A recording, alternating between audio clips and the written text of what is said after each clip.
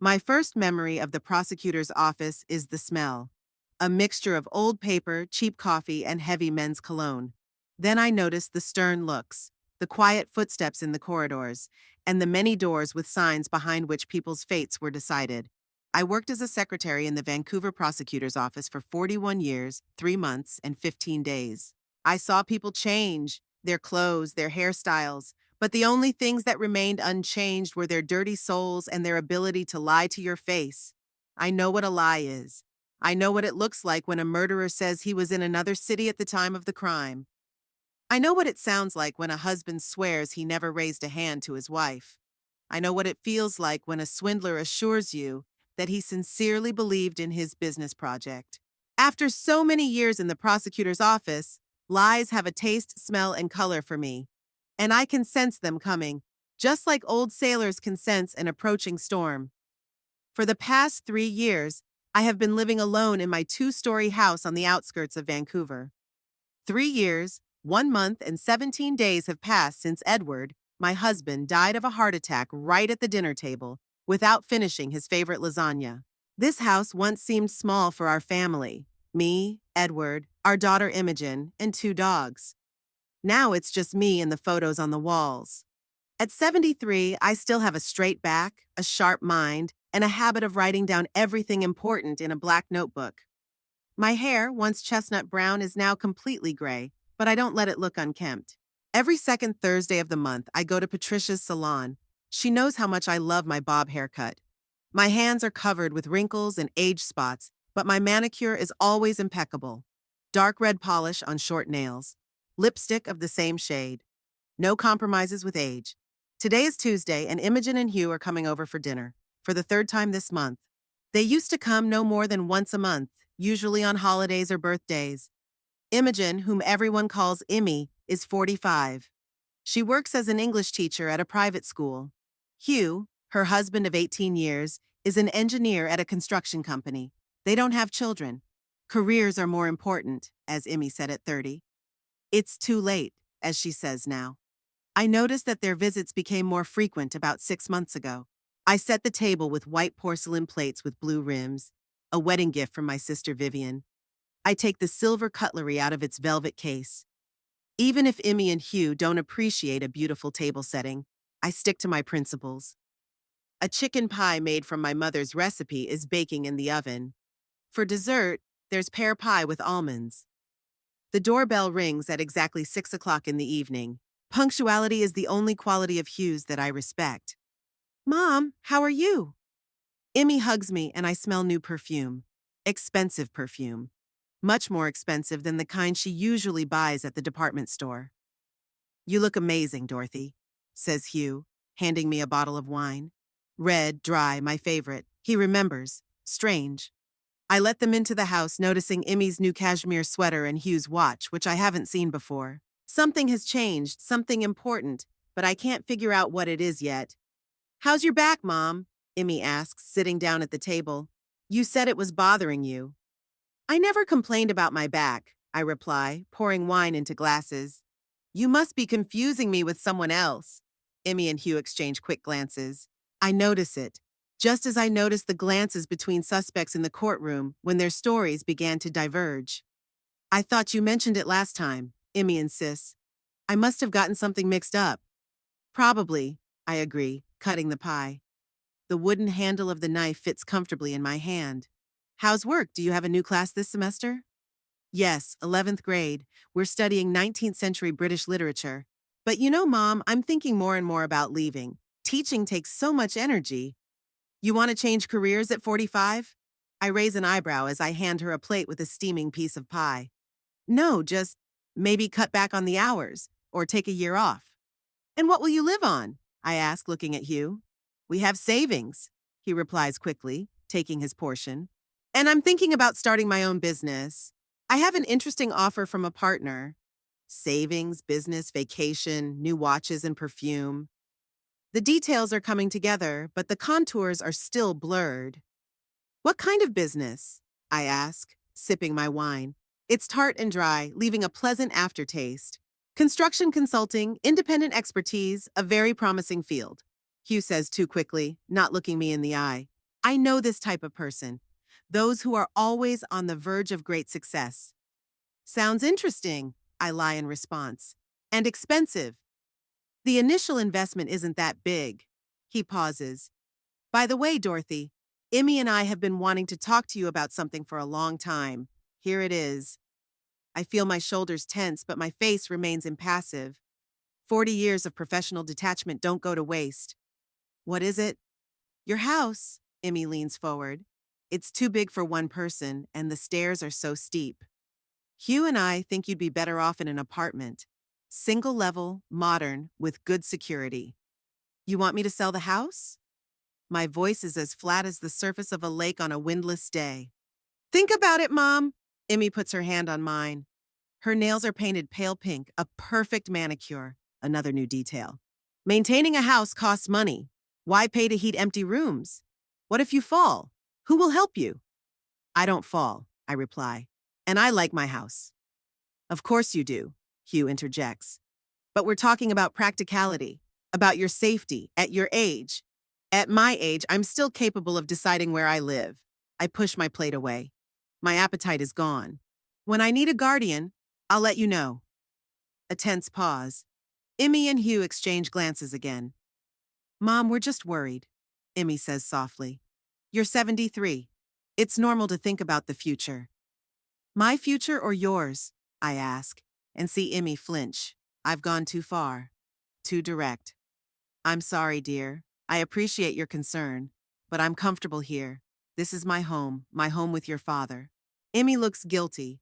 Edward has always been her weak spot. She adored my father. We understand, she says quietly. Just think about it, okay? I will. I smile and get up to bring out dessert. In the kitchen, as I take the pie out of the refrigerator, I freeze for a moment.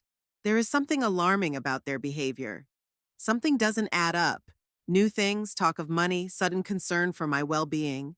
I open the cupboard, take out the dessert plates, and remember my last conversation with Vivian. They're up to something, Dottie, she said on the phone.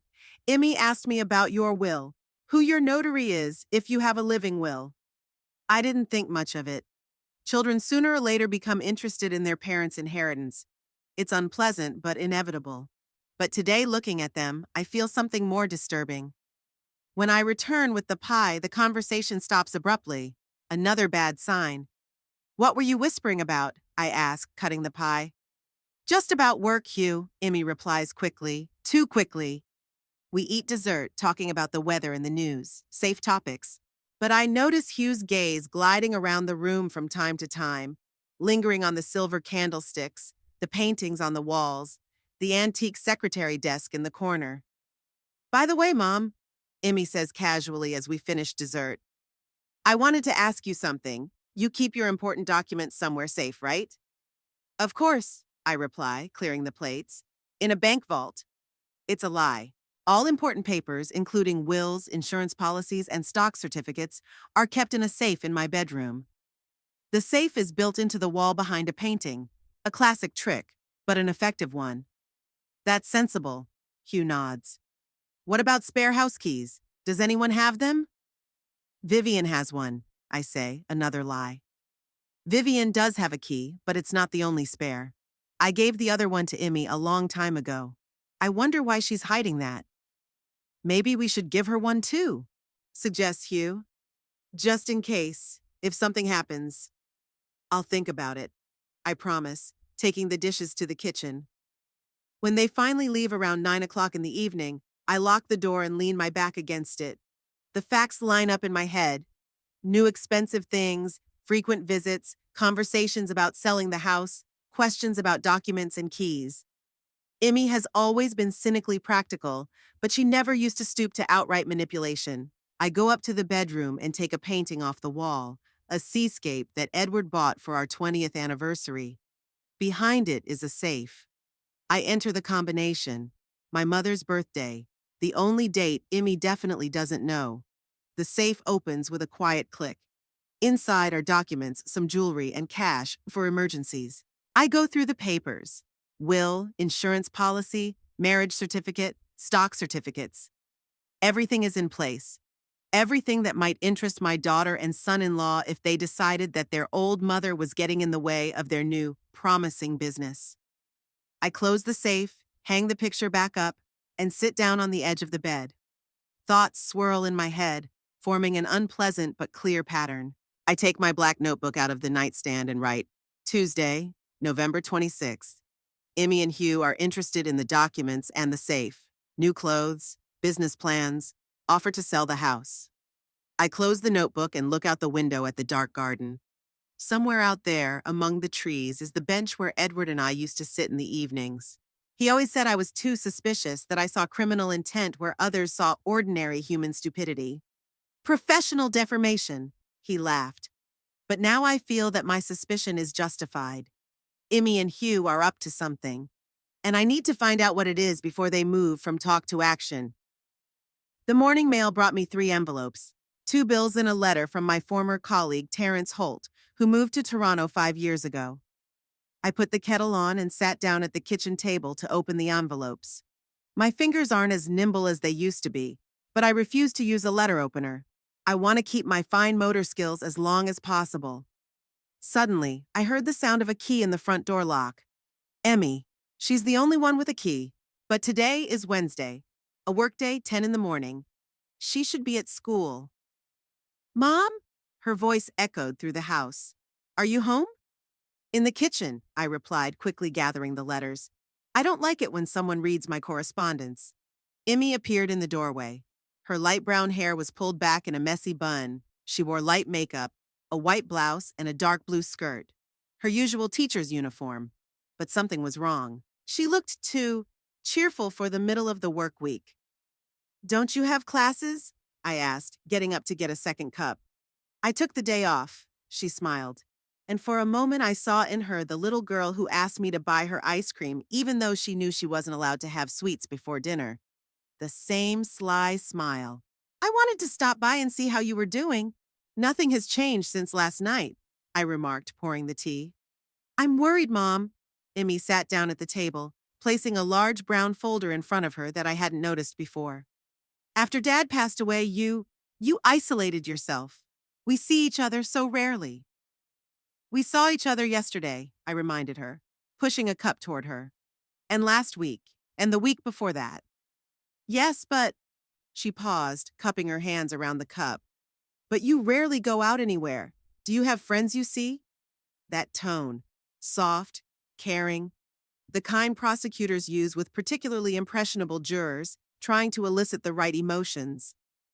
Of course, I replied. I have lunch with Vivian every Wednesday. On Thursdays, I play bridge with Eleanor Kate and Susan Briggs. Sometimes Terrence and I video chat. Terrence? Emmy frowned. The prosecutor you worked with? That's right, I pointed to the letter. I just got a message from him. That's good, Emmy nodded, but her eyes remained attentive, judgmental. How are you managing the housework, the garden, the bills? The same as I have for the last 50 years. I took a sip of tea. It was too hot, but I didn't wince. I pay the bills, call the plumber when needed, and the gardener once every 2 weeks for heavy work. I do the rest myself. Emmy tapped her fingers on the folder in front of her. That's what I wanted to talk about, Mom. Finances. Hugh thinks, and I agree with him, that you shouldn't have to worry about such things. We could help. Take over the management of your accounts, your investments. There it was. I could barely keep from laughing. Emmy had never been interested in my investments before.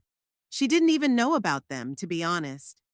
Edward and I had always been cautious about financial matters, not discussing them with our daughter. That's very thoughtful of you, I said, setting my cup on the table. But I'm doing just fine. I was a prosecutor's secretary for 40 years, remember?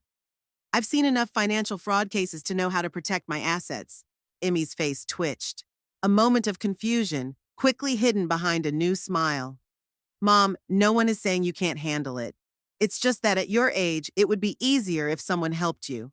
Modern online banking, investment platforms, it can all be complicated. I learned online banking when I was still working, I countered. And my financial advisor is quite happy with the state of my portfolio. You have a financial advisor? Emmy couldn't hide her surprise. You never mentioned it. You never asked, I smiled, watching her try to digest the information. Jeffrey Parker from Bloomfield Investments. Your father and I have worked with him for over 20 years. Emmy opened the folder. Inside were some forms printed on thick paper. These are trust documents, she explained, sliding the papers toward me. Hugh found a very good lawyer who specializes in family planning. He would help arrange everything so that you would be protected and we could help with day-to-day matters. I looked at the documents but didn't take them. Trust management. They're not even trying to be subtle. They want to gain control of my finances while I'm still alive. And who would be the trustee? I asked, even though I knew the answer. Hugh and I, of course. Who else can you trust? I felt anger rising inside me, but I held it back. 40 years in the prosecutor's office had taught me to control my emotions. This is a serious decision, Emmy. I need to think about it and consult with my own lawyer. She frowned. You have a lawyer? Who? Marge Simmons. She handled your father's and my will. Surprise again. Emmy clearly didn't expect me to be so prepared. Of course, Mom. She gathered the papers back into the folder but left it on the table. Just look them over when you have time. And if you have any questions, we're always here. We talked a little more about her students, the weather, the new bakery that had opened near my house, the usual safe topics. But I could feel her gaze returning to the folder lying between us from time to time. When Emmy finally left, promising to stop by over the weekend, I took the folder to my office and put it in my desk drawer without opening it. I knew exactly what was in there. Documents giving her and Hugh complete control over my finances, possibly even my medical decisions. The classic first step in the caring relatives deprive an elderly person of their independence scheme. I dialed Vivian's number. My sister was 5 years younger than me, but sometimes she seemed wiser. Perhaps because, unlike me, she wasn't burdened with children. Hi, Dottie.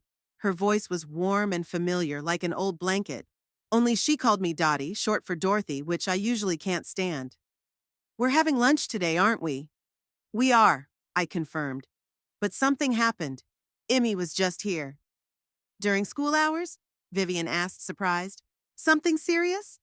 You could say that, I said, briefly recounting the morning visit, the trust documents, the questions about my finances. Vivian was silent for a few seconds. That sounds suspicious, she finally said, especially when combined with their questions about your will. Exactly, and they've recently started spending more money. New things talk about Hugh's business. Do you think they're having financial problems? Maybe, I tapped my fingers on the table, thinking about the situation. Or maybe they've just decided that at 73, I'm old enough to start getting rid of my possessions, to make way for the young. They shouldn't get their hopes up, Vivian snorted. Our mother lived to be 88 and remained sharp until the very end, and you're no worse. Thanks for believing in me, I smiled, even though she couldn't see it. See you at the Blue Cup in an hour? I'll be waiting. And Dottie, her voice became more serious. Be careful. I'm not saying Emmy is capable of anything really bad, but when it comes to money, people change. After hanging up, I opened my desk drawer and took out my black notebook. Wednesday, November 27th. Emmy brought the trust documents. She wants control over the finances. Claims I'm not competent enough. I slammed the notebook shut and walked over to the window. Emmy's car tracks were still visible on the driveway. She had never been a greedy child. Demanding, yes. Stubborn, definitely, but not greedy. Something must have changed. Something serious for her and Hugh to decide they could just take what belonged to me. Meeting Vivian at the Blue Cup, a small cafe 2 blocks from my house, was always a bright spot in my week. Vivian, with her gray hair pulled back into an elegant bun and her ever-present string of pearls around her neck, looked younger than her 68 years. Probably because she had never been married and had no children, she joked. So, said Vivian, spreading butter on a roll, let's get this straight. Emmy and Hugh are suddenly interested in your finances, asking about your will, suggesting you sell the house. What's gotten into them? They always seemed so indifferent. I don't know, I admitted, stirring my coffee. But I feel like there's a reason for it. Maybe they're having money problems. Hugh keeps talking about some new business, but he won't give any details. Classic pattern. Vivian nodded. Maybe he lost his job or invested in some risky venture, and now they need money to plug the holes. I thought about it. It made sense. Hugh had always been one to look for easy ways to get rich. In 18 years of marriage to Emmy, he had changed jobs several times, always with promises of higher earnings that never materialized. What are you going to do? Vivian asked, taking a bite of her roll. Watch for now, I replied. But I also need to protect myself. If they're really desperate, who knows what they might do? Do you really think Emmy is capable of something illegal? Vivian looked concerned. She is your daughter after all. I looked out the window at the passers-by hurrying about their business in the November rain. I've seen decent people do terrible things for money, Viv. Working in the prosecutor's office has taught me not to trust anyone when it comes to inheritance. So, are you going to change the locks? Hire security? My sister's voice took on a tone of irony. Not exactly. I looked at her thoughtfully. But I can prepare a little test to see how far they're willing to go.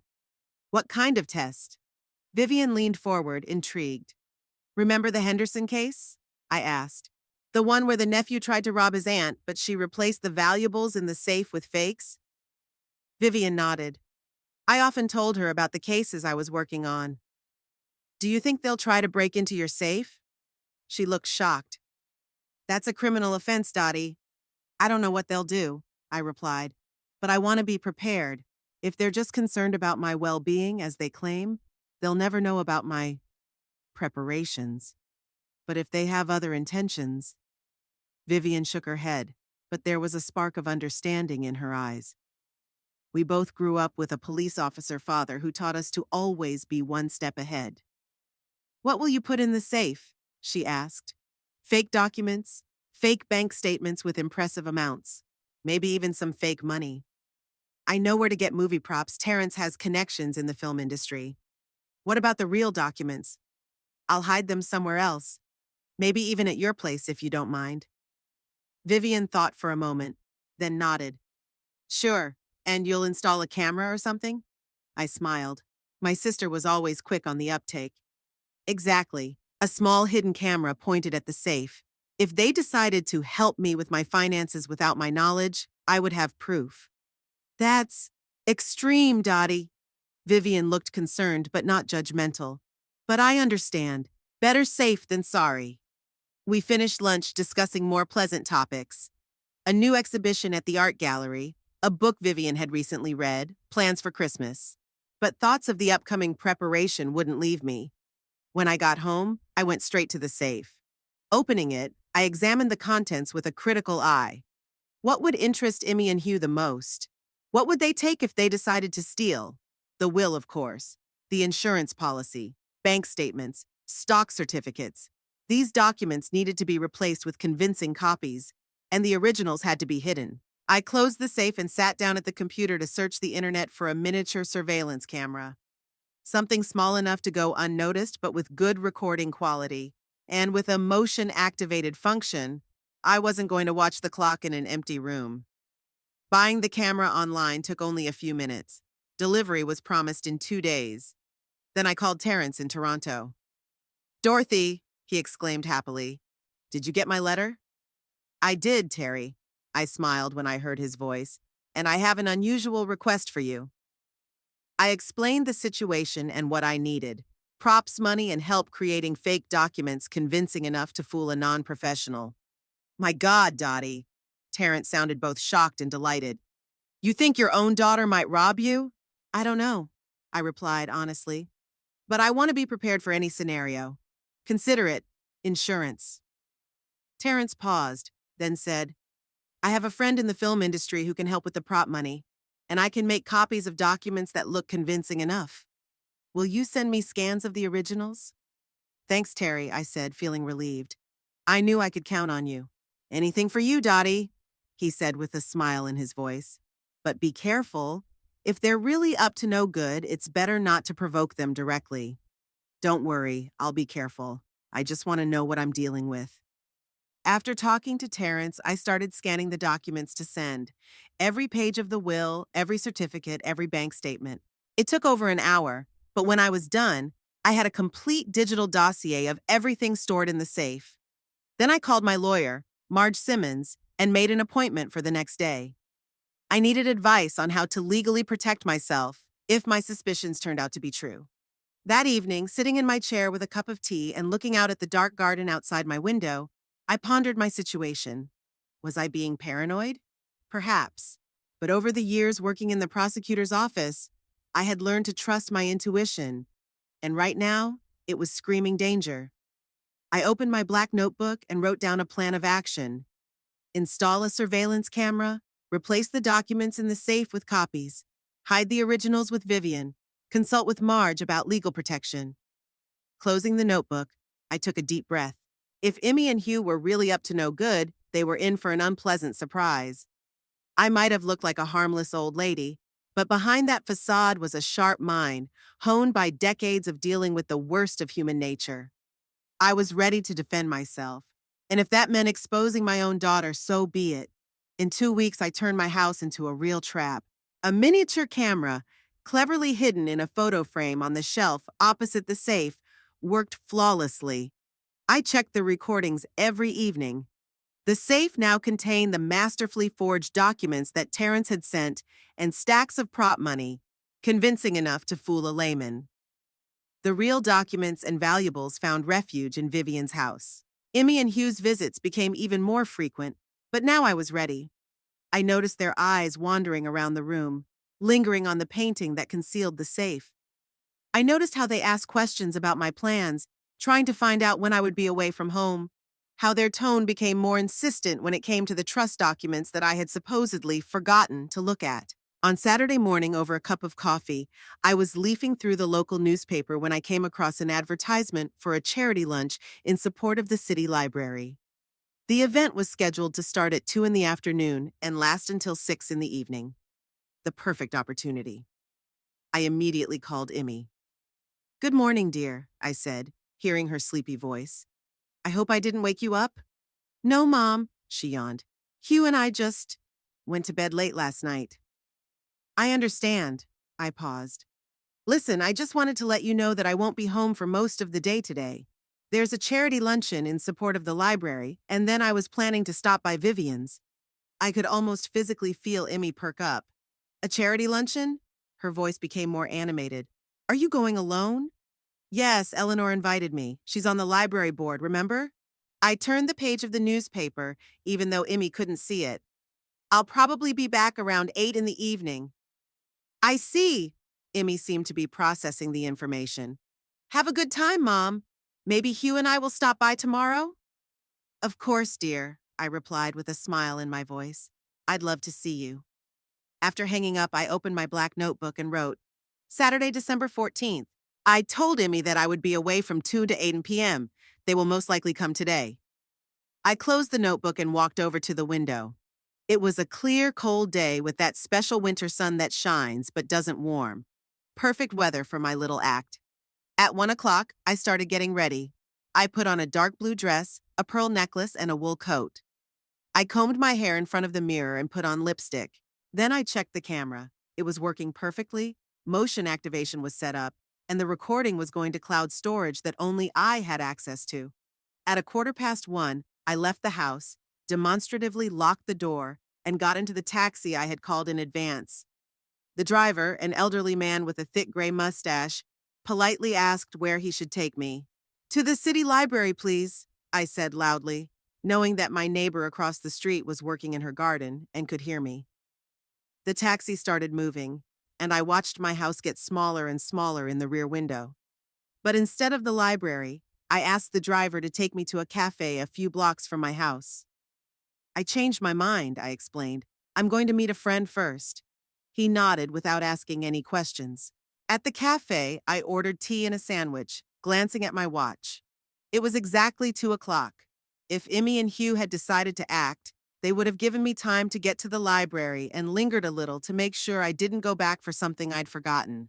I expected them around 2:30.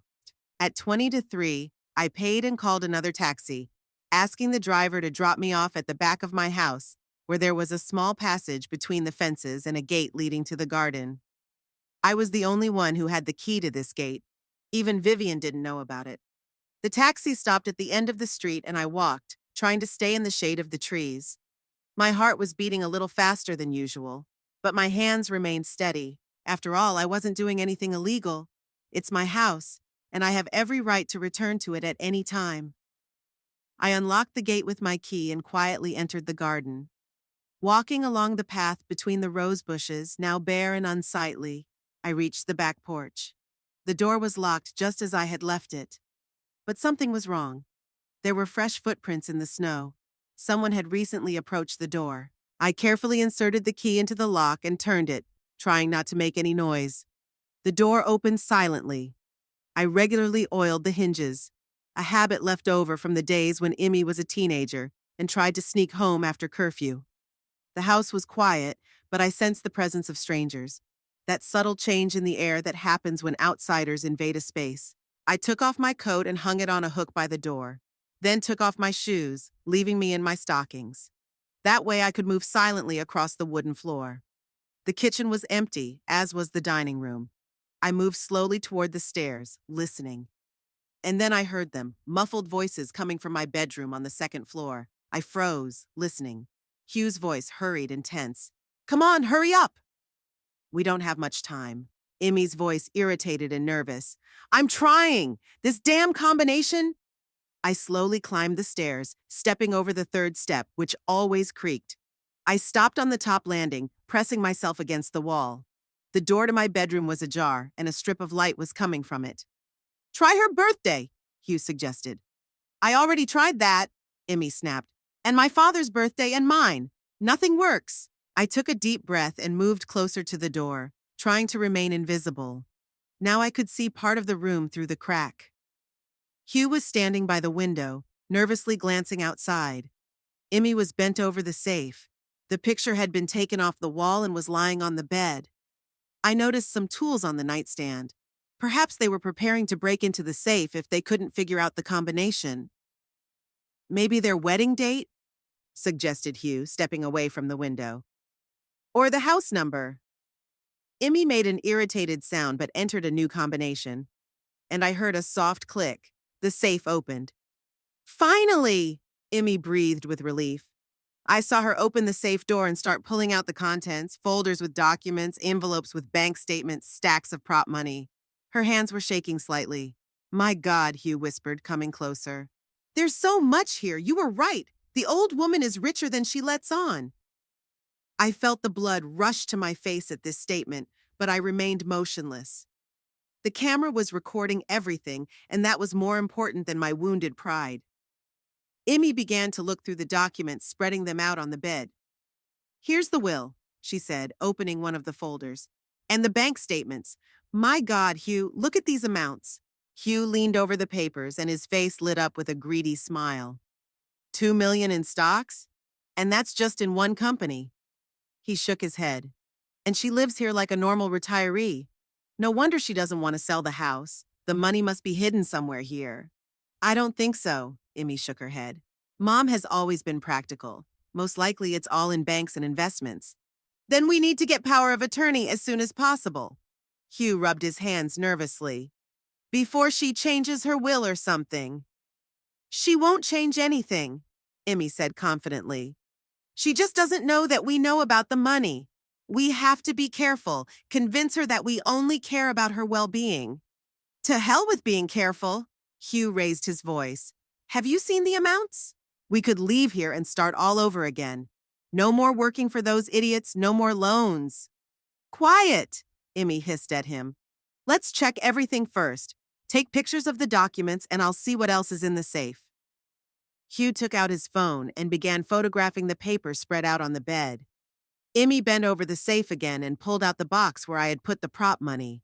"What's this?" Hugh asked, looking back. Emmy opened the box and her eyes widened. "Money, cash," she began, counting the stacks. There must be about 50,000 here." "Take it all," whispered Hugh, moving closer. "She won't notice if we take some. When was the last time she opened this safe?" I felt a wave of anger rising inside me. My own daughter and her husband weren't just spying on me. They were planning to rob me, like common thieves. I barely restrained myself from bursting into the room and catching them in the act, but I needed to see more, to understand how far they were willing to go. Emmy hesitated, holding a wad of cash in her hands. I don't know, Hugh, if she notices. She won't notice, he insisted. Take at least 10,000. That'll be enough for the down payment on the business. And when we get the power of attorney, we can manage all her money legally. Emmy was still hesitant, and I could see the struggle between greed and fear on her face. Finally, she nodded and counted out several stacks, which Hugh immediately hid in the inside pocket of his jacket. Now let's put everything back, Emmy said, starting to put the documents back in the safe. And pray she doesn't notice anything. Hugh helped her, but his movements were careless, betraying his impatience.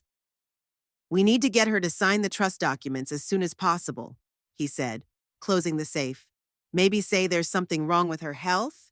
That the doctor recommends she take care of her affairs? Don't lie about her health, Emmy shook her head. She won't believe it. Better to emphasize that it's for her own safety, that we're concerned. They put the painting back in its place, and Hugh looked around to make sure they hadn't left any traces of their presence. I stepped back into the shadows of the hallway as they headed for the door. Wait, Hugh stopped suddenly. What if she finds out somehow? What if she already suspects us? Emmy smiled.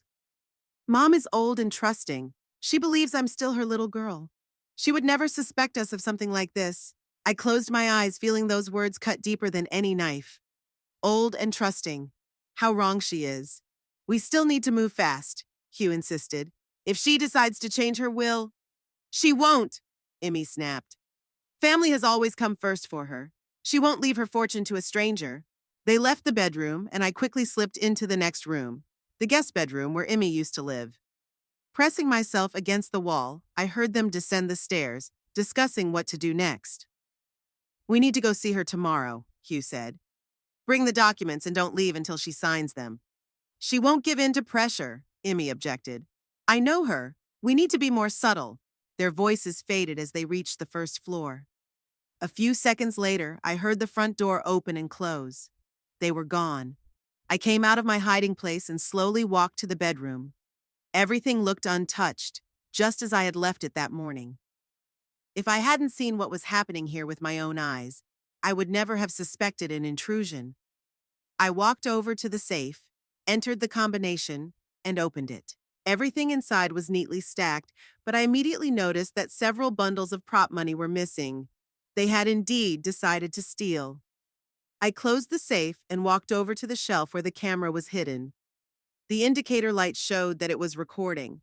Everything was recorded. Their intrusion, their search, their theft, their conversations about how to manipulate me to gain control of my finances. I sat down on the edge of the bed, feeling strangely empty. I had expected this, prepared for it, but still the reality was more painful than I could have imagined. My daughter, my flesh and blood, was willing to steal from me, deceive me, and take away my independence for money. I took out my phone and sent a message to Vivian. They came. Everything is recorded. We'll talk later. Then I got up, straightened the bedspread, and went downstairs to make tea. I needed time to think about my next steps. Now I had proof of their true intentions.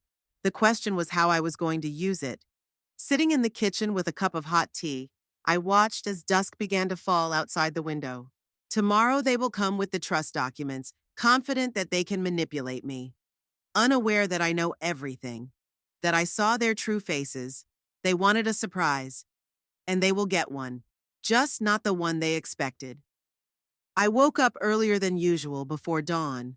Snow was falling quietly outside the window, covering the garden with a white blanket. It was a cold December morning, and I wrapped myself tightly in my robe as I went down to the kitchen to make coffee. The night had been restless.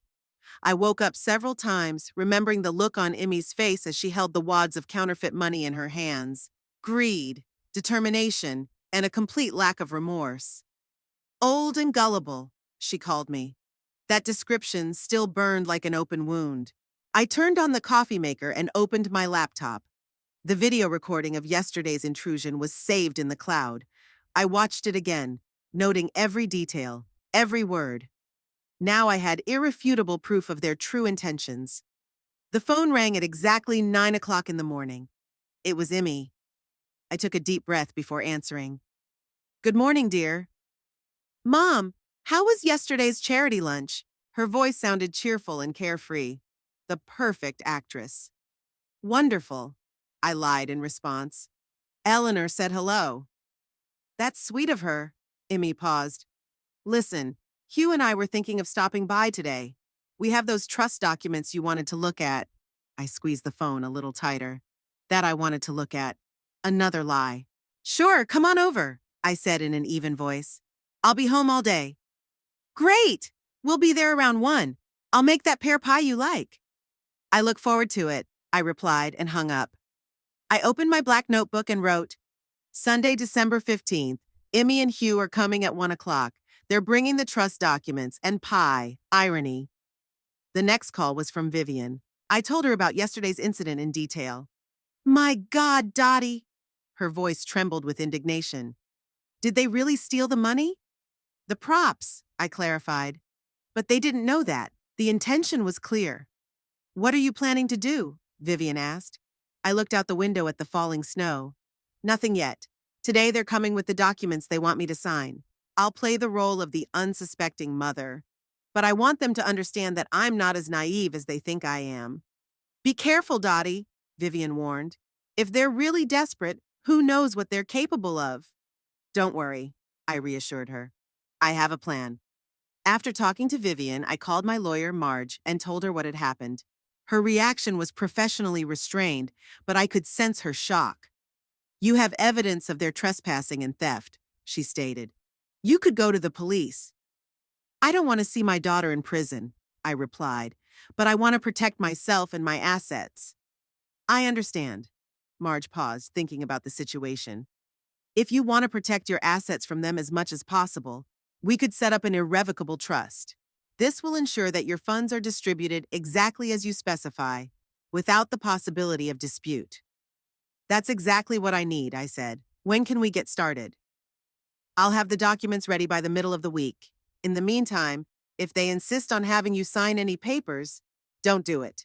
Tell them you want your lawyer to review them first. Don't worry, Marge. I'm not going to sign anything. By noon, I was completely ready for their visit. I put on a dark burgundy dress, a color that always made me feel confident. I did my hair and applied light makeup.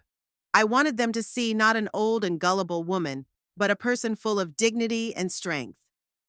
At 1 o'clock, the doorbell rang. Emmy and Hugh stood on the doorstep with forced smiles. Hugh was holding a folder with documents and Emmy was holding a pie. Mom, you look great, Emmy exclaimed, kissing me on the cheek. Thank you, dear, I smiled, letting them into the house. Come in, I've just made some fresh tea. We settled down in the living room. Hugh nervously tapped his fingers on the folder resting on his lap. Emmy cut the pie and divided the slices among the plates. It was the perfect picture of a family visit, if not for the knowledge of what had happened yesterday. So, I began, taking a plate of pie, did you bring the documents we discussed? Hugh immediately perked up and opened the folder. Yes, Dorothy, we've thought everything through carefully. It's a standard trust agreement that will provide you with complete protection and care. He handed me the documents, and I took them, pretending to read them carefully. But instead of studying the text, I watched them. Hugh sat on the edge of his chair, his posture betraying his tension. Emmy pretended to be relaxed, but I could see her biting her lower lip slightly, a habit she had developed as a child when she was nervous. Very detailed, I said, turning the page. And what exactly will I get if I sign this? Security, Mom, Emmy replied immediately. We'll manage your finances, pay your bills, and monitor your investments. You won't have to worry about a thing. Sounds tempting, I said, looking at Hugh. Especially considering that you and Hugh are such experienced investors. How's your new business going, by the way? Hugh paled slightly but quickly regained his composure. Everything is going according to plan. We've already found potential investors. Really? I feigned surprise. And how much do you need to get started? They exchanged quick glances. About $50,000 to start, Hugh replied, but we plan to get a loan. The same amount they found in my safe. Coincidence? Hardly. $50,000 is a significant amount, I remarked, returning the documents to them. I'm afraid I can't sign this right now. I'd like my lawyer to look over everything. Your lawyer? Emmy couldn't hide her surprise.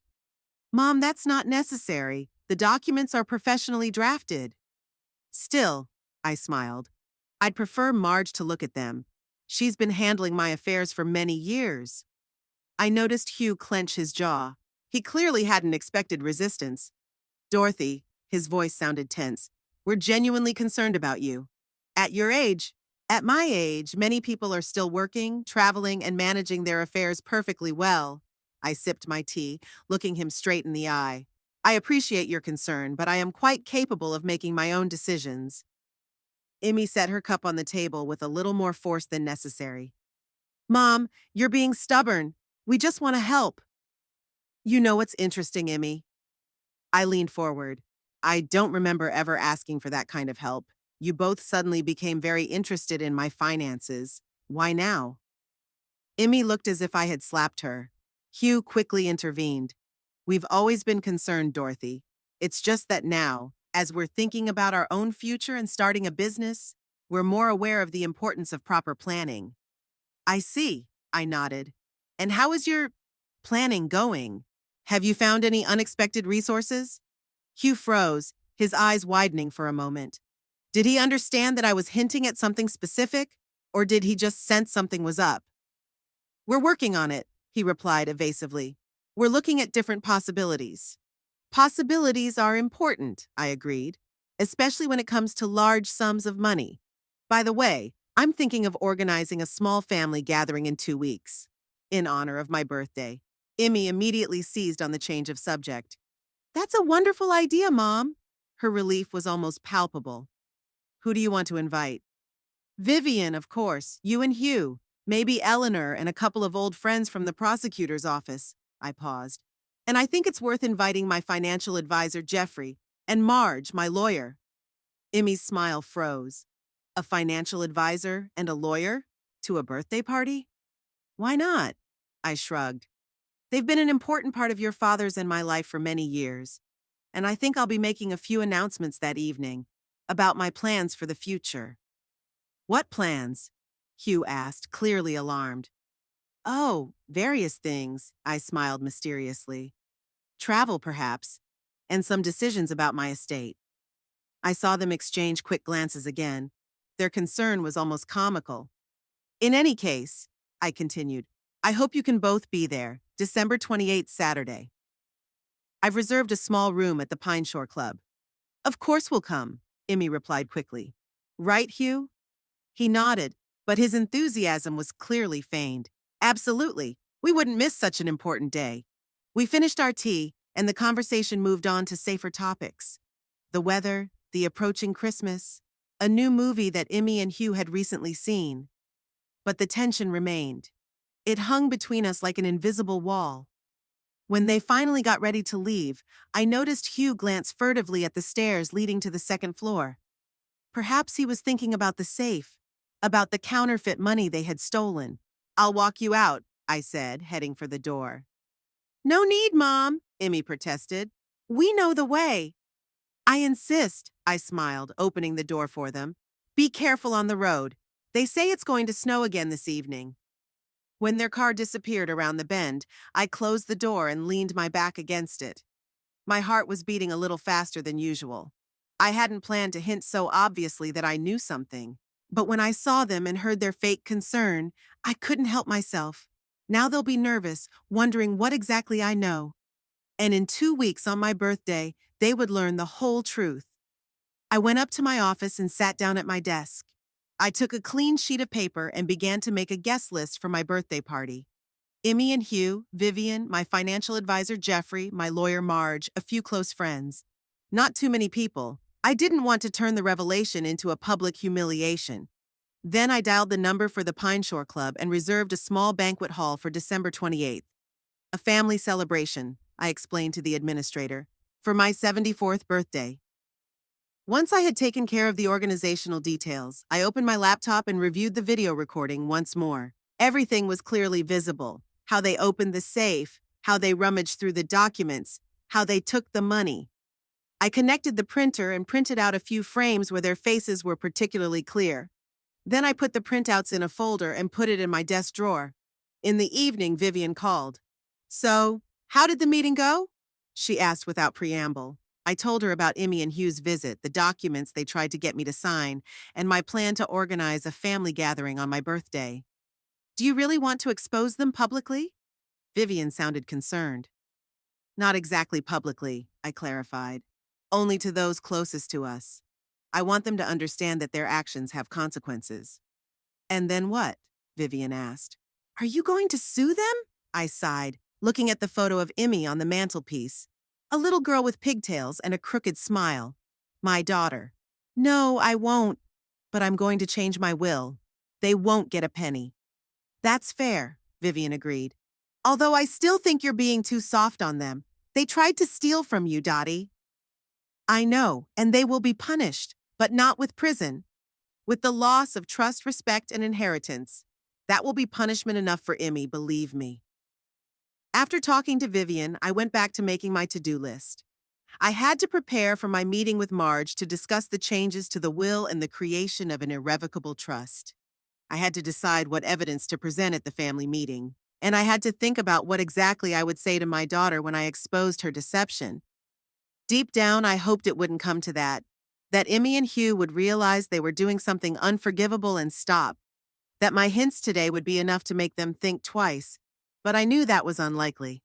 I saw the look on their faces when they found the money in the safe. I heard them planning to take control of all my assets. This was not a momentary weakness, but a carefully thought-out plan. I took out my black notebook and wrote, "Sunday, December 15th. Emmy and Hugh tried to get me to sign the trust documents. I refused. Scheduled a family meeting for December 28th. Need to prepare evidence and change the will."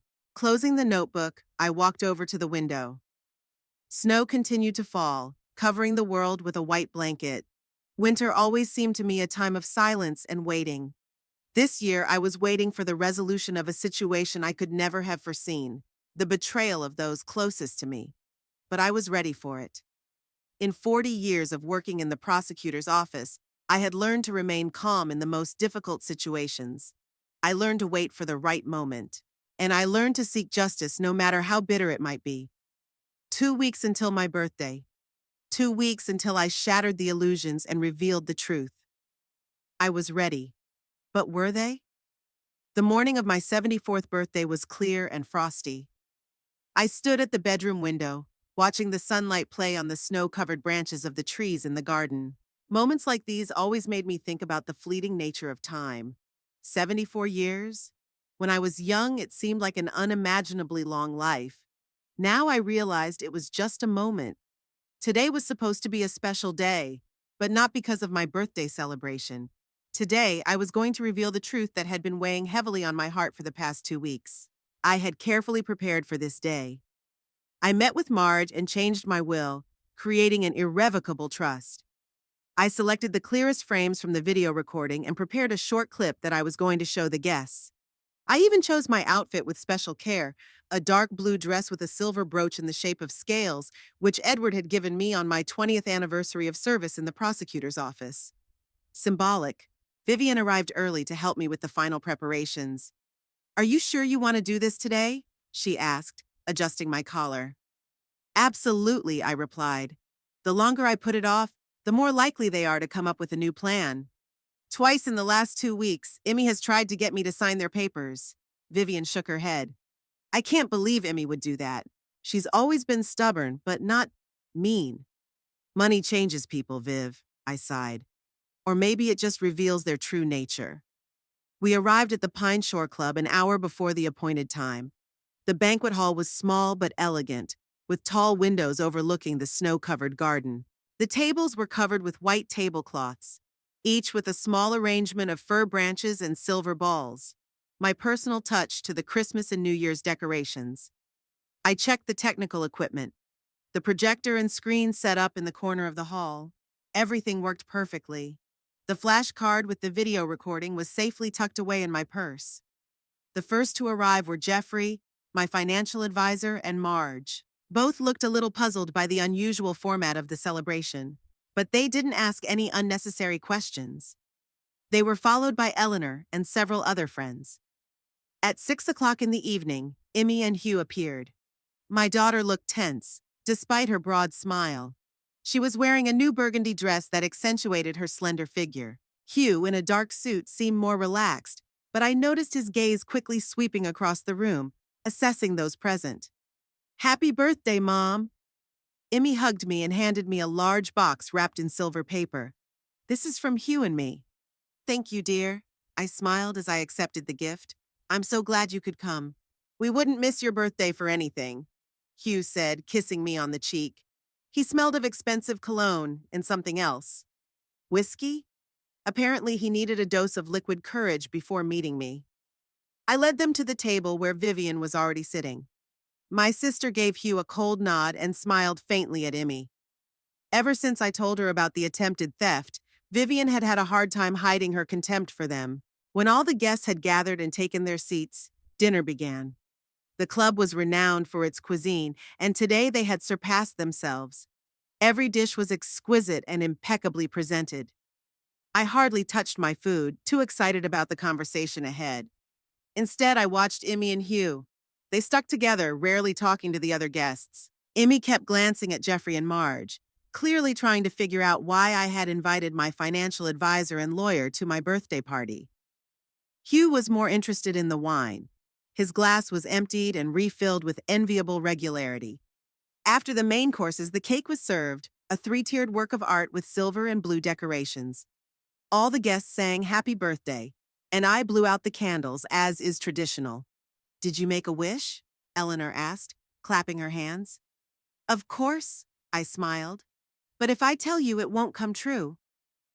When the cake was cut and served on plates, I felt that the moment had come. Taking a glass of champagne, I slowly stood up. "I would like to thank all of you for coming today," I began. "At my age, every birthday is a gift, and sharing it with loved ones is a real blessing." The guests smiled and raised their glasses. Emmy looked relaxed for the first time that evening, apparently deciding that this would be a typical thank you speech. 74 years is a long journey," I continued. "During that time, I've learned a lot about life and people. Working in the prosecutor's office taught me to see the truth behind the masks people wear, to see the real motives behind the pretty words." Emmy's smile faded a little. Hugh took a big sip of wine. "But you know what's the hardest part?" I glanced around at the guests. "Accepting the truth about those you love. Admitting that sometimes the people closest to you can betray you." Silence fell over the room. Everyone felt that my speech had taken an unexpected turn. 2 weeks ago, I made a sad discovery. I looked directly at Emmy. I found out that my own daughter and her husband were planning to rob me. Emmy turned pale. Hugh froze with a glass to his lips. "Mom, what are you talking about?" Emmy's voice trembled. Instead of answering, I took a flashcard out of my purse and walked over to the projector. I inserted the card and turned on the device. An image of my bedroom appeared on the wall, a frame from a video recording. On December 14th, while they thought I was at a charity dinner, Imogen and Hugh Napers illegally entered my home and broke into my safe. I pressed play. Emmy and Hugh appeared on the screen, leaning over the open safe. The sound was clear, every word they said distinctly audible. "My God," Hugh said, looking at the contents of the safe. "There's so much here." "You were right. The old woman is richer than she lets on." I saw Eleanor cover her mouth with her hand. Marge watched the screen with professional interest. Vivian clutched her napkin tightly. "Here's the will," Emmy said on the screen. "And the bank statements. My God, Hugh, look at these amounts. 2 million in stocks? And that's just in one company." I paused the video at the moment when Hugh said, "Take it all. She won't notice if we take some." A dead silence fell over the room. All eyes were on Emmy and Hugh. My daughter sat with her head down, her shoulders shaking. Hugh looked like he was about to throw up. "Fortunately," I continued in a calm voice, "I had anticipated this possibility. The safe contained only fake documents and prop money.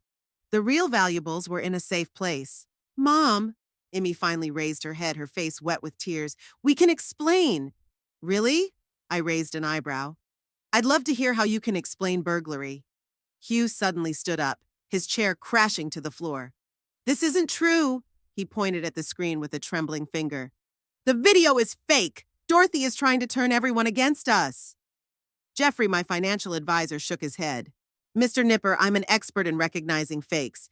This video is authentic without a doubt. We weren't going to steal anything, Emmy said through her tears. We just wanted to check to make sure your affairs were in order. By breaking into my safe? I crossed my arms over my chest. And taking money you thought was real? It was a moment of weakness, Hugh exclaimed. We found ourselves in a difficult financial situation. I lost my job 3 months ago, and Emmy, she had to take a leave of absence due to stress. We just wanted to borrow a little to get back on our feet. Borrow? My eyebrow rose even higher. Without my knowledge or permission, that's called theft, Hugh, not borrowing. Emmy covered her face with her hands. What are you going to do, Mom? Go to the police? I felt all the guests hold their breath, waiting for my answer. Even the waiters clearing the plates froze. No, I finally said. I'm not going to call the police. I don't want my daughter to go to jail, no matter how terrible her actions were. Emmy's shoulders relaxed a little, but I wasn't finished. However, I have made significant changes to my will, I nodded to Marge, who took a folder out of her briefcase. I have created an irrevocable trust that guarantees that none of you will ever receive a cent of my fortune. What? Hugh looked as if he had been struck. You can't do that. I can, and I did. I took the documents from Marge and placed them on the table. Everything is legally binding and indisputable. Mom, please. Emmy stood up, her voice pleading. We made a mistake, a terrible mistake. But we're your family. Families don't steal from each other, Imogen. I shook my head. Families don't plan to take control of an elderly woman's life in order to get access to her money. We just wanted to help, Hugh exclaimed, but his voice sounded false even to himself. Enough lies. I raised my hand. The video speaks for itself. You both clearly expressed your intentions. The old woman is richer than she appears. Take everything. Your own words condemn you. Eleanor stood up and came over to me, putting her hand on my shoulder in a gesture of support. Vivian also stood up, her gaze fixed on Emmy and Hugh, full of contempt. I suggest you both leave, I said quietly. This evening is for those who truly care about me, not my money. Emmy looked at me with pleading eyes. Mom, please, give us a chance to explain. Give us a chance to make amends. Come on, Emmy. Hugh grabbed her by the arm. She's made up her mind. We don't belong here. He pulled her toward the exit. Emmy resisted, looking back at me, but Hugh was insistent. You'll regret this, Dorothy, he said before leaving the room. You're on your own. Who will take care of you in your old age? I have real friends and family, I replied calmly. People who love me, not my money. When the door closed behind them, silence fell over the room. Then Marge came up to me and said quietly, You did the right thing, Dorothy. What they did was a crime. They must be held accountable. Jeffrey nodded as he joined us. The irrevocable trust was a wise decision. Now your assets are protected from any attempts to contest them. I looked at the other guests. Their faces showed sympathy, shock, and support. No one judged me for what I had done. I'm so sorry your birthday was marred by such events, Eleanor said, squeezing my hand. There's no need to be sorry, I replied. Sometimes the truth is painful, but it's necessary. I couldn't continue to pretend that I didn't know about their plans. That would have been unfair to myself. Vivian came over and hugged me. You are the bravest woman I know, Dottie, she whispered in my ear. And I am proud to have you as my sister. Dinner continued, but the atmosphere had changed. Instead of festive cheer, there was a feeling of solidarity, of quiet support. We talked about different things, books, travel, plans for the future. No one mentioned Emmy and Hugh anymore, as if we had silently agreed that this chapter was closed. As the evening drew to a close, I stood by the window, looking out at the snow-covered garden. The snow was still falling, large flakes swirling in the lamplight. Vivian came and stood beside me. What are you thinking about? She asked. Life, I replied. About its unpredictability. I never would have thought that at 74 I would be starting all over again. Without a daughter, without grandchildren. You're not alone. Vivian took my hand. You have me. And your friends. People who really love you. I nodded, feeling a lump in my throat. You know what's the saddest thing? I said quietly. That they could have just asked for help. If Emmy had come to me and told me honestly about their financial problems, I would have helped. Without hesitation. She's my daughter no matter what. Pride, Vivian sighed, and greed. A dangerous combination. We stood silently, watching the snow fall.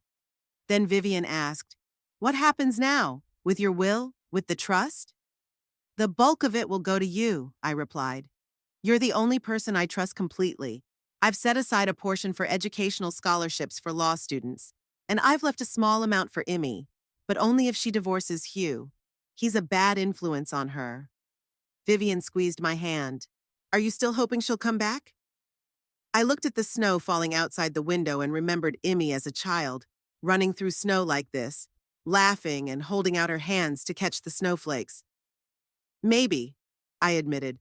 Silly, isn't it? After everything that's happened? It's not silly, Vivian shook her head.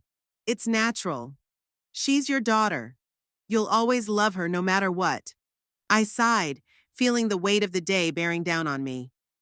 It's time to go home, I said, turning to the guests.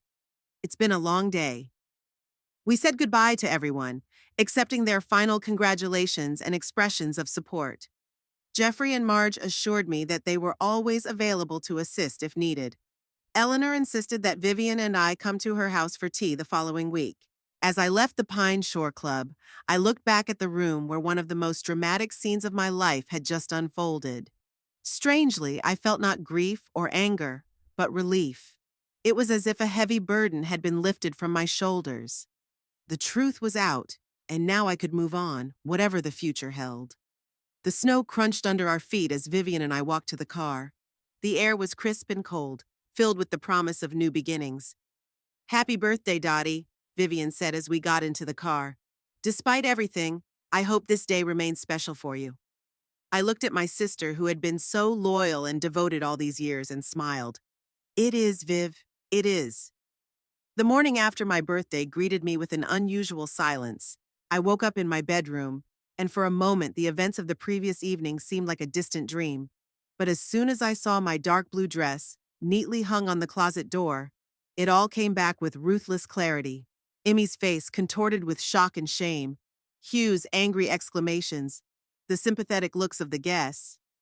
I made myself some coffee and sat by the window in the living room, watching the winter scene in the garden. The snow that had fallen the day before sparkled in the morning sun, transforming the ordinary landscape into something magical.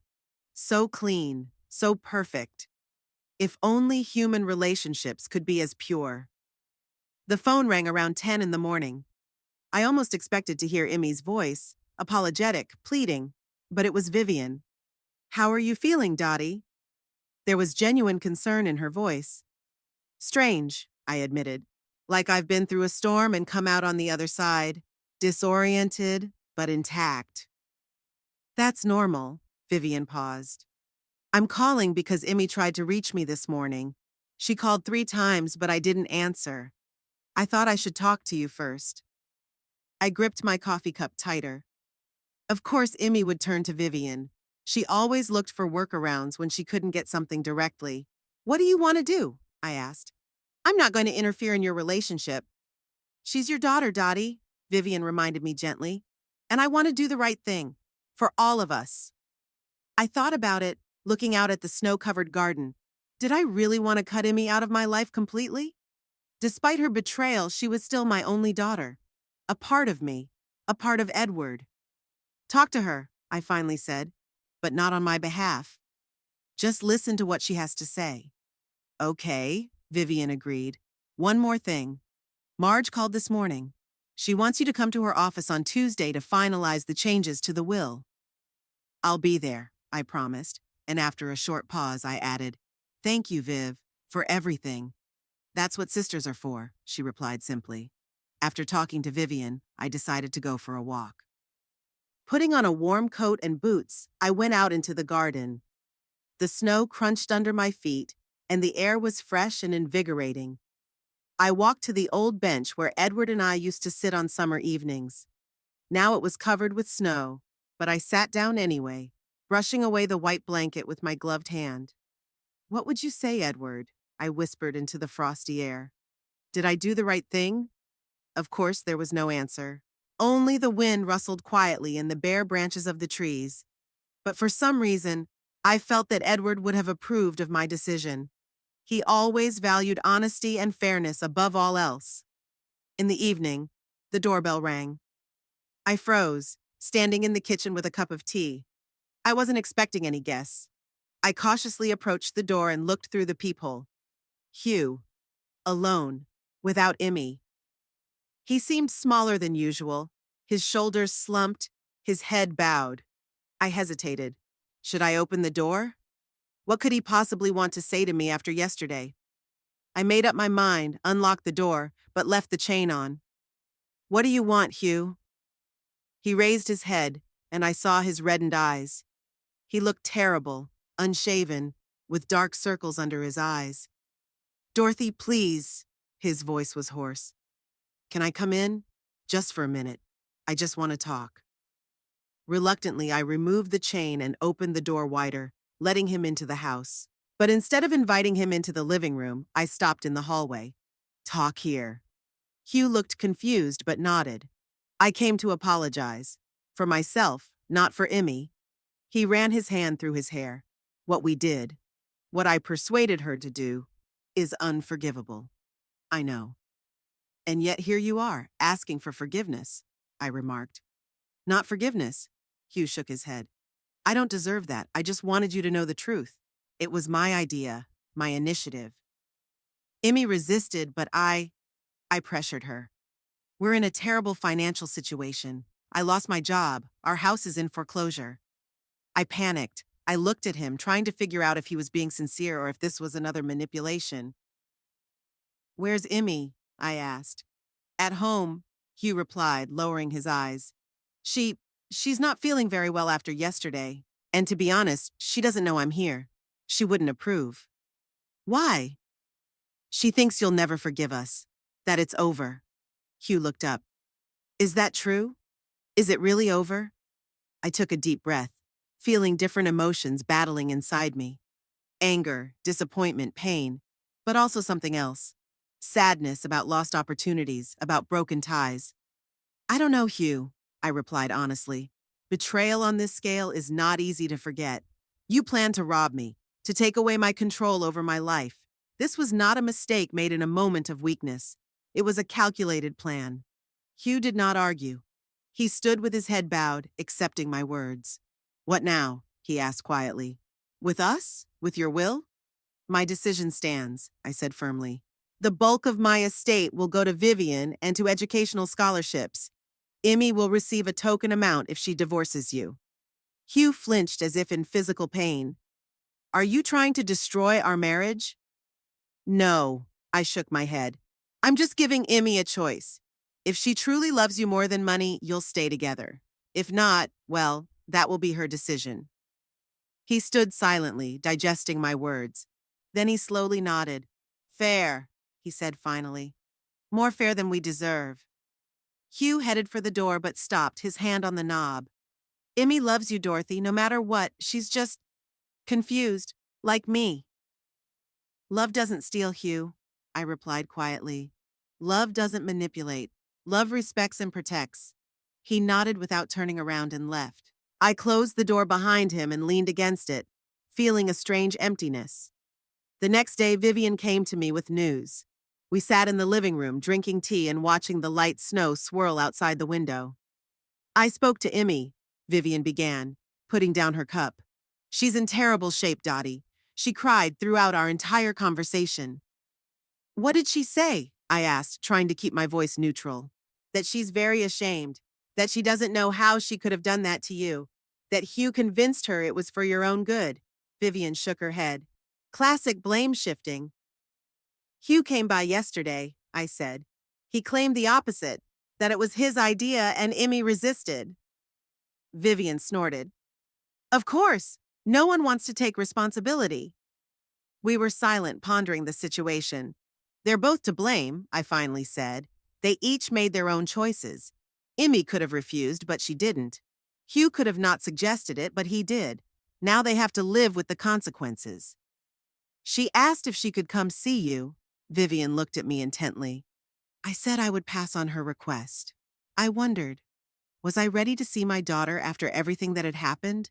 To hear her apologies, her excuses? Not yet, I decided. I need time, and so does she. Vivian nodded understandingly. The right decision. Rushing things will only hurt here. On Tuesday, I visited Marge's office to finalize the changes to the will. Everything was prepared flawlessly, every detail thought out. The bulk of my estate was indeed going to Vivian and to educational scholarships for law students. A small trust fund was set aside for Emmy on the condition that she divorce Hugh. Are you sure about that condition? Marge asked, pointing to the relevant clause. It could cause legal problems if she decides to contest the will. I'm sure, I nodded. Let her contest it. We both know the court will be on my side, especially with the video recording of their intrusion and theft. Marge agreed, and we completed all the formalities. Leaving her office, I felt a strange sense of relief. It was as if I had closed an important chapter in my life and could now move on. The next 2 weeks passed in relative calm. Emmy didn't call or come by, although Vivian said they were still in contact. According to her, Hugh had fallen into depression and hardly left the house. Their financial problems were getting worse. I tried not to think about them, keeping busy with everyday tasks and spending time with Vivian and my friends. My sister and I talked more and more about a trip we had been planning for a long time but kept putting off. A tour of Europe, Paris, Rome, Barcelona, places we had both always wanted to see. Why not go in the spring? Vivian suggested one evening as we sat in my living room studying guidebooks. In April or May, when everything is in bloom but there aren't too many tourists yet. Sounds perfect, I agreed. I've always wanted to see Paris in the spring. Edward promised to take me there for our 30th anniversary, but he didn't make it. Vivian squeezed my hand. Then it's settled. I'll take care of booking hotels and tickets. On the last day of January, when the frost was particularly severe, the doorbell rang. I opened it and saw Emmy. She stood alone without Hugh in her old gray coat, which she hadn't worn for several years. Her face was pale with dark circles under her eyes. Mom, she said quietly, can I come in? I hesitated for only a moment, then stepped aside to let her into the house. We went into the living room where I offered her tea, but she declined. I came to tell you that Hugh and I are separating, Emmy said, looking me straight in the eye. It's not because of money or your condition in the will, it's just, after everything that's happened, I realized that we're not the people I thought we were. Or maybe we've changed, for the worse. I listened silently, giving her a chance to speak. I'm not asking for forgiveness, Mom, she continued. I know I don't deserve it. I just wanted you to know that I realize how terrible what we did was, and that I'm working on myself, trying to be better. Where are you going to live? I asked. I rented a small apartment near the school. She smiled weakly. I went back to teaching full-time. The principal was surprised but happy to see me. Good, I nodded. Work will help you focus. Emmy looked at me hopefully. Can I hope that someday you'll be able to, if not forgive me, then at least allow me to be part of your life again? I took a deep breath. I had asked myself that question many times over the past few weeks. I don't know, Emmy, I replied honestly. Trust, once broken, is difficult to rebuild, but I'm not ruling out the possibility. With time, if you really change. It was more than she expected. Her eyes filled with tears. Thank you, Mom, she whispered. I'll work on it. I swear. After Emmy left, I sat in the living room for a long time, thinking about our conversation. Part of me wanted to believe her, to give her another chance. Another part reminded me of the betrayal, of the pain she had caused. Only time would tell which part was right. Spring came earlier than usual that year. By early March, the snow had begun to melt, revealing the first timid crocus shoots in my garden. Son Vivian and I were finishing preparations for our European trip. Tickets were purchased, hotels were booked, and the itinerary was carefully planned. We were supposed to leave in mid-April and return at the end of May, almost 6 weeks on the road. Are you excited? Vivian asked as we sat on the porch of my house, enjoying the first truly warm day. A little, I admitted. At my age, such long trips seem like an adventure. Ha! Vivian snorted. At your age. You talk as if you were 90, not 74. Many people are just beginning to live life to the fullest at your age. I smiled as I looked at my sister, always so optimistic, so full of energy. She had been my rock during the darkest times, and now I was happy to share this adventure with her. You're right, I agreed. I've lived in the past for too long. It's time to look ahead. Vivian raised her glass of lemonade. To new beginnings. I raised my glass and clinked it with hers. To freedom. We sat on the porch until sunset, making plans and dreaming of the places we would soon see. For the first time in a long time, I felt real excitement, a sense of anticipation for something wonderful. Life wasn't over. It had just taken a new, unexpected turn. Before leaving, I met with Emmy one more time. We had lunch at a small cafe near my house. The conversation was tense but not hostile. She talked about her job, her new apartment, and how she was learning to live on her own after 18 years of marriage. I heard that you and Aunt Vivian are going to Europe, she said, stirring her coffee. Yes, I confirmed, for almost 6 weeks. An old dream we finally decided to fulfill. That's wonderful, Mom, she smiled sincerely. You deserve it. After everything that happened. I studied her face, trying to find traces of the calculating woman who had planned to rob me. But all I saw was fatigue, remorse, and perhaps the beginnings of wisdom born of hard experience. Take care of yourself, Emmy, I said as we said goodbye. And maybe when I come back, we could see each other more often. Her face lit up with hope. I'd really like that, Mom. On the morning of our departure, Vivian came to pick me up in a taxi. My suitcases were packed, the house was locked, everything was ready for a long absence. I walked around the rooms one last time, saying goodbye to the place where I had lived most of my life. When I stepped onto the porch, I saw Emmy standing next to the taxi. She was holding a bouquet of spring flowers. I wanted to wish you a safe journey, she said, handing me the bouquet, and to say, thank you, for not closing the door completely. I accepted the flowers, their scent reminding me of new beginnings, of spring, of rebirth. Take care of yourself, I repeated. And my house too. I gave Eleanor a spare key, but if you're passing by, I'll keep an eye on it, Emmy promised. I'll check every day to make sure everything is okay. It was a small gesture of trust on my part. Not complete forgiveness, not a return to our former relationship, but the beginning of something new. Vivian and I got into a taxi and I waved to Emmy through the window. When the car started moving, I turned to my sister. Ready for an adventure? Vivian smiled broadly, her eyes sparkling with the same enthusiasm she had as a child when we set out to explore the forest behind our parents' house. More than ready. Paris, watch out. The Haywood sisters are coming. I laughed, feeling lighter and freer than I had in many years. Whatever the future held, I knew I could face it with an open heart and a clear mind. Betrayal had taught me to value true loyalty. Loss had opened the way to new opportunities. And age turned out to be just a number, incapable of limiting a life full of adventure and discovery. The taxi turned the corner, and my house disappeared from view. A new chapter, a new journey awaited me, and I was ready for it.